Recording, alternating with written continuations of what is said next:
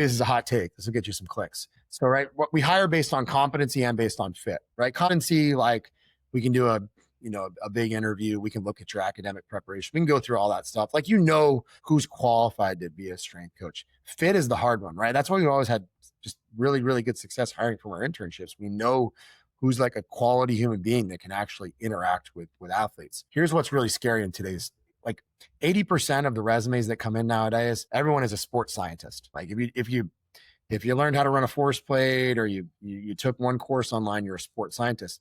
And then you know what happens is you call and you check the references on that person, and it's awkward. Their supervisor is like, listen, hard worker, like really smart. Like, we wouldn't let him talk to athletes. We had to hide him in the offices because he was so awkward in that world. Like, he just wasn't cool. And that's where, like, there's a lot of that in today's, up and coming strength and conditioning world. It's because people have spent too much time staring at computers and staring at phones when they should have been out having experiences, like putting in those hours and learning how to actually have good conversations with people. It's so vitally important. Like, I know we've probably had conversations about that over the years. It's really hard to evaluate fit until you've seen somebody actually coach. Yeah, no, and I think that's a great point to highlight, because, as somebody that, as you're working to develop your resume, I think it's kind of natural to focus on the certifications and, whatever your major was and minors were in school. And that's one of the first pieces of advice that I give people too, is like the quality of the experiences you have is going to outweigh literally everything else. Not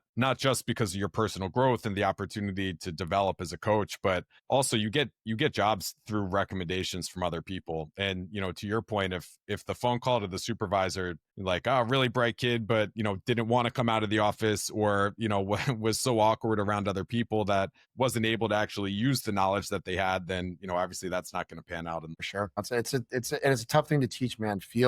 I'm sure you look back on how you were 15 years ago. I know I do. And it's like the awareness just wasn't there. It took a lot of time to get there. And I think that's hard because, like, people want to go quickly. Like, I've dealt with a lot. Like, I was 25 when I gave my first talk on the Perform Better tour. Like, it was a, like, I think to some degree I get maybe a lot more of these questions, and I just, I was right place, right time. And I worked really, really hard at it.